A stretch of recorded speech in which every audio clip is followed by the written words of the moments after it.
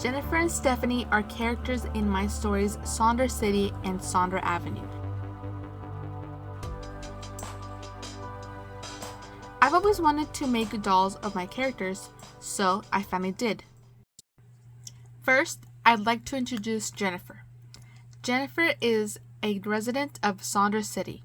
She protects the city alongside her friends. She leads the offense unit. Jennifer and Stephanie work as a duo to patrol Sonder City. They look for monsters or any threats and protect the people of Sonder City. First, I needed to prepare the dolls I bought to turn into my characters. I chose these rainbow high dolls because I like how the limbs move and they're good for a variety of poses, and I wanted to have fun with the poses. And also for the way that their limbs are and the price point, that was pretty good. Also, I already had one from a previous impulsive purchase. So first, I gave Jennifer's a little haircut because I'm going to cover her head in clay. Okay, a little twirl and on to the next. Now to introduce Stephanie. Stephanie is an actual doll created by a doll maker and brought to life by magic. Despite only being a pair of legs due to her horrible accident, she is still pretty communicative. She taps or lightly kicks people. She expresses what she is thinking through her posing. When you spend time with her, you learn her mannerisms and what they mean. I bought this doll for Stephanie because I liked the pink hue it had.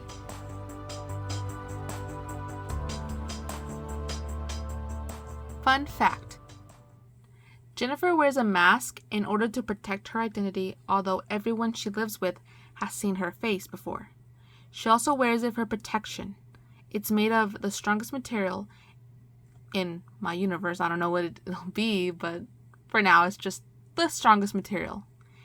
And of course, it has magic. The mask changes a little depending on who wears it.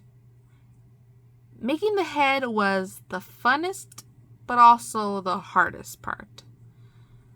Her head ended up being very big and very heavy and very difficult to put her on the little doll stand.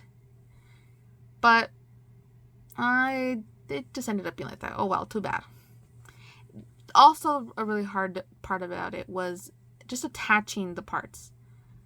Like, the little ears were too small, kind of, like, I don't know, they're just, like, thin and small, but that's how they needed to look. That's why it's sitting in my mind.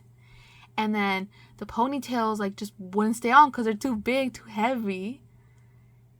And, like, in my mind, like, I wasn't sure how, like, exactly her ponytails are supposed to, like, be attached to her because I've always drawn her so inconsistently. Like, I always draw her in different perspectives, and in her ponytails always look differently. So, like, this was, like, the finalizing moment. Like, okay, how her ponytail's gonna look. Because I've drawn her ponytails, like, sticking out too much, or, like, really sticking close to her head, or, like, too long, too short. And when I finally attached this time, I was like, okay, like, how is this supposed to look? And then I finally decided, and they ended up being very long ponytails that are very close to her head. That's the way I like it. But yeah, it was they were kind of heavy, and getting the position right was also difficult. And they're not symmetrical, but it doesn't matter. In the end, it looked good. The easiest part was the little, like, bangs. She looks so cute.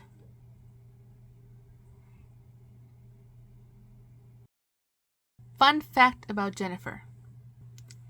In the story as of now, other than her incredible strength, Jennifer doesn't have any special abilities. Jennifer is a pretty straightforward person. She isn't interested in making many friends, but she does participate in small talk with people to make them comfortable when doing her job.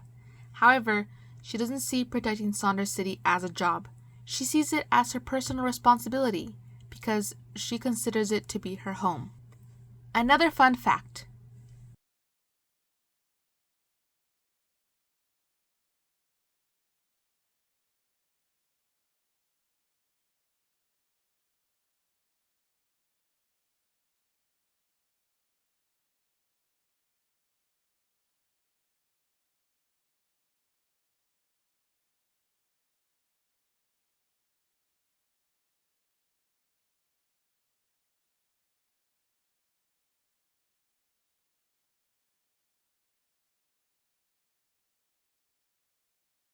For Stephanie's body, I didn't know what the doll was going to look like on the inside.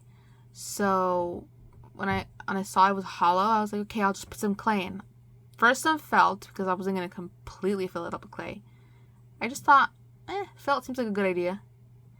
But afterwards, once I like covered up with resin and everything, and it's all safe on the outside, I was like, I found out the inside wasn't so stable because I accidentally pressed on it when I was putting the clothes on, and it kind of like smushed in a little bit. It looks fine, but you can kind of notice it, but it's not a big deal. But I definitely have to be extra careful now.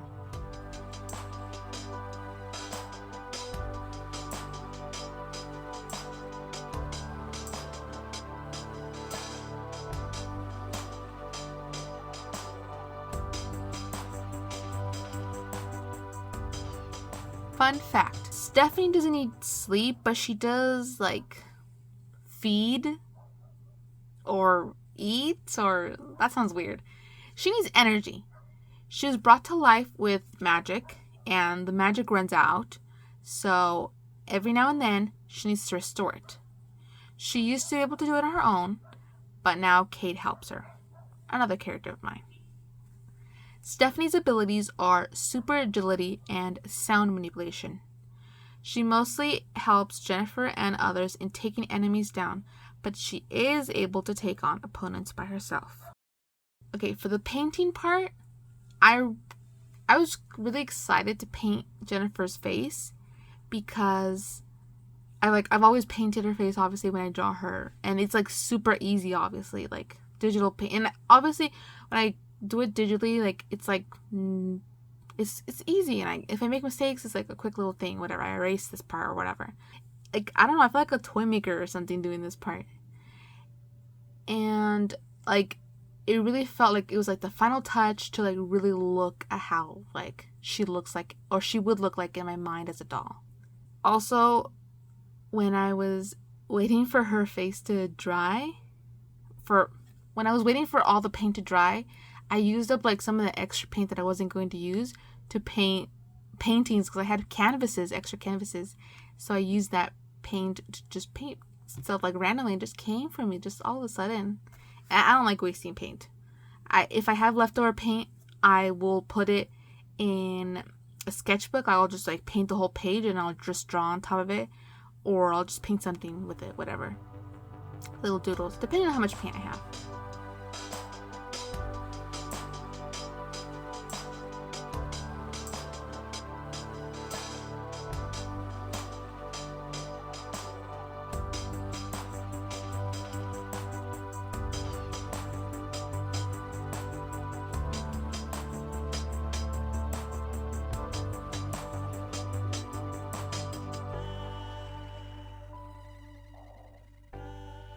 I was inspired by this Rainbow High doll to make her a light pink. Very, very light pink doll. I just thought it looks so pretty and it looks really nice on her, and it still gives her like an unnatural look. I mean, she's just a pair of legs, so it just already looks kind of strange. I just like it as part of her character design.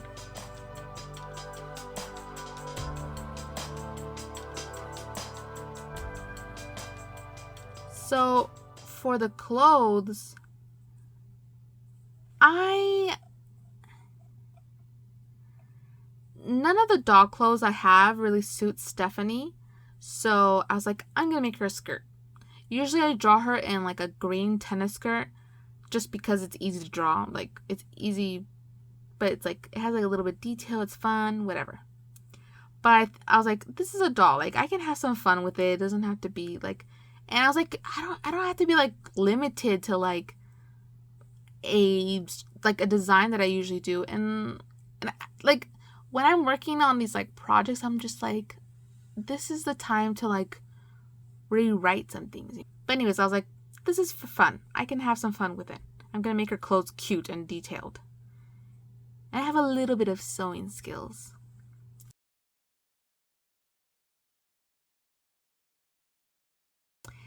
Also, I added some accessories at the end. This was not like the original plan, but then I was like, oh my god, like what if I hot glue some like clips and something. I even added like a little bead bow.